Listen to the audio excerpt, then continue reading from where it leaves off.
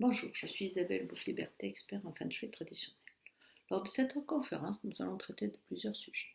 Premièrement, les notions de base pour comprendre le Feng Shui. Ensuite, son origine et son évolution dans le temps. Troisièmement, les différents types de Feng Shui. Et enfin, son impact sur notre santé. Pour commencer, nous allons aborder quelques notions de Feng Shui. Le Feng Shui est une expression voulant dire vent et eau. Le yin et le yang et les 5 éléments sont l'essence même de la matière. Le yin, c'est l'immobile, l'obscurité, le féminin, la montagne, la nuit. Le yang, c'est la lumière, le masculin, l'eau, le jour, le mouvement. Le yin et le yang sont deux principes qui s'équilibrent et qui sont indissociables l'un de l'autre. Quand le yin monte, le yang descend, et ainsi de suite. Le matin, le côté de la montagne est yang car il est éclairé par le soleil levant. Le soir, ce même côté est devenu yin car il n'est plus éclairé par le soleil. L'influence du yin et du yang se retrouve en médecine et en Feng Shui. Les 5 éléments, le feu, la terre, le métal, l'eau et le bois. Le feu produit la terre produit le métal produit l'eau produit le bois et le bois produit la terre. Le chi, c'est l'énergie qui circule dans la maison. La porte d'entrée de la maison est nommée la bouche du chi. Le Feng Shui, c'est une discipline millénaire qui nous vient de Chine. Les racines sont très anciennes, on retrouve des premières traces à 3000 ans avant Jésus-Christ. Pendant des siècles, les maîtres ont compilé des centaines d'observations sur l'influence des paysages, de l'eau, des montagnes. Il est le résultat d'observations menées par ces maîtres, à différentes époques, différentes configurations et différentes personnes. Toutes ces observations permettent de mettre en évidence des particularités. Il est évident que certaines configurations de l'environnement ont un côté bénéfique ou un côté néfaste sur la circulation des éléments et sur la circulation du chi. Il existe différents types de chi. Le Yangon Feng Shui ou Feng Shui des empereurs était réservé à l'empereur et aux nobles. Sa puissance est redoutable. La cité interdite a été construite suivant les principes du Feng Shui des empereurs. Le Feng Shui traditionnel était pour la haute bourgeoisie, les commerçants, les fonctionnaires de la Chine ancienne. Il est très efficace. Le Feng Shui du peuple, qui était pour les agriculteurs, les petits commerçants, était considéré comme un Feng Shui conventionnel. On pourrait presque parler d'un Feng Shui décoratif. Dans la tradition chinoise, les Fan Chi étaient à la fois des maîtres Feng Shui, des médecins acupuncteurs et des devins en Bazi et Yi. Les Fan Chi en Chine ancienne n'étaient payés que quand tout allait bien.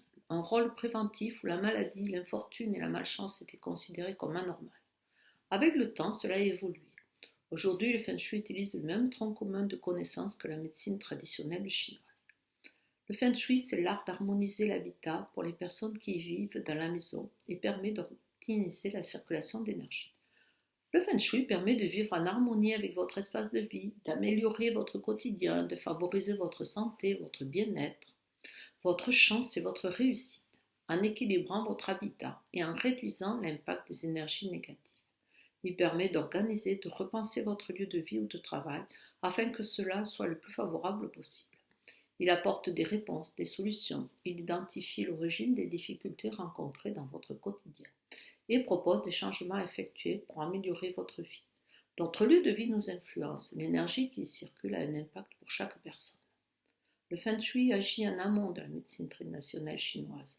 Il est préventif et agit sur l'habitat et indirectement sur les occupants. La médecine chinoise est curative et agit sur l'homme. La différence entre ces deux disciplines est que l'une évite le déséquilibre des méridiens, leur affaiblissement. L'autre, comme toute médecine, les traite sans supprimer la cause. Le Feng Shui est l'art d'harmoniser l'habitat pour ceux qui y vivent. Il permet d'optimiser la circulation de l'énergie. Le Feng Shui permet de vivre en harmonie dans votre espace de vie, d'améliorer votre quotidien, favoriser votre santé, votre bien-être, votre chance, votre réussite, en équilibrant votre habitat et en réduisant l'impact des énergies négatives. Il permet d'organiser et de repenser votre lieu de vie ou de travail afin qu'il soit le plus favorable possible. Il apporte des réponses, des solutions. Il identifie l'origine des difficultés rencontrées dans votre quotidien, propose des changements à effectuer pour améliorer votre vie. Qu'on le veuille ou non, notre lieu de vie a une influence. L'énergie qui circule a un impact sur nous. Cette pratique complexe, qui prend en compte les critères d'orientation, d'emplacement, de temporalité, les éléments de l'environnement extérieur et les caractéristiques de chaque personne composant la famille ou l'entreprise. De même que l'acupuncture en médecine chinoise ou la réflexologie plantaire permet de rééquilibrer l'énergie du corps, le feng shui permet de rééquilibrer l'énergie de la maison. Dans les années 70, l'acupuncture a connu en France et en Occident une grande vogue. De nombreux médecins ont commencé leurs études d'acupuncture. Les arts taoïstes liés à cette médecine chinoise ont emboîté le pas dans les années 80 avec le feng shui. On utilise les mêmes bases que la médecine chinoise reconnue officiellement en Occident. Cette médecine chinoise a eu du mal à s'imposer en France. Et si les universitaires l'acceptent actuellement, il n'en est pas de même pour le feng shui. Il va falloir effectuer un travail qui est comme celui de la médecine chinoise pour arriver à ce que les universitaires admettent le côté préventif du feng shui. Le feng shui est arrivé en Occident, mais il a connu des dérives. Je vais vous parler un peu de ces dérives, mais il faut prendre en compte le fait que c'était très compliqué. Les pionniers ont pu constater que les arts taoïstes, dont la médecine chinoise faisait partie, ont des concepts si différents des nôtres que c'était quasi impossible d'expliquer aux personnes qui écoutaient comment partir de ces arts taoïstes pour arriver à du feng shui et de la médecine chinoise. Il y avait des problèmes aussi de manque d'informations car la Chine était très fermée. À l'heure actuelle, c'est plus simple, c'est plus facile car la Chine s'est ouverte à l'Occident. Il a été plus aisé d'accéder aux sources traditionnelles chinoises et nous avons un regard plus éclairé sur ces sciences taoïstes. Enfin, nous allons aborder le feng shui qui s'applique à votre domicile. La maison doit être carrée ou rectangulaire. Si ce n'est pas dans ces formes-là, on parle de secteur manquant. Dans chaque maison, chaque emplacement correspond à une personne de la famille et à une direction géographique. Ce sont les trigrammes, ils sont au nombre de 8 et ils ont chacun une direction et une personne qui leur est appliquée. Par exemple, Kan, le garçon du milieu, est au nord. Kun, la mère, est au sud-ouest. Shen, le fils aîné, est à l'est. Xun, la fille aînée, est au sud-est. Kan, le père, est au nord-ouest. Dui, la fille, est à l'ouest. Ken, le dernier fils, est au nord-est. Et Li, la fille du milieu, est au sud. Si un trigramme est absent, la santé de celui à qui correspond le trigramme sera atteinte et des organes peuvent être touchés. Si Kan est absent, le garçon du milieu aura des problèmes circulatoires ou d'alcoolisme. Si Kun est absent, l'appareil digestif, les muscles, le pancréas, la rate peuvent être atteints chez la maman. Elle subira aussi de nombreuses interventions chirurgicales et parfois avortements et dépression. Si Shen est absent, le fils aîné aura des problèmes au système nerveux et des problèmes respiratoires. Si Xun est absent, la fille aînée aura de l'asthme et des tendances suicidaires.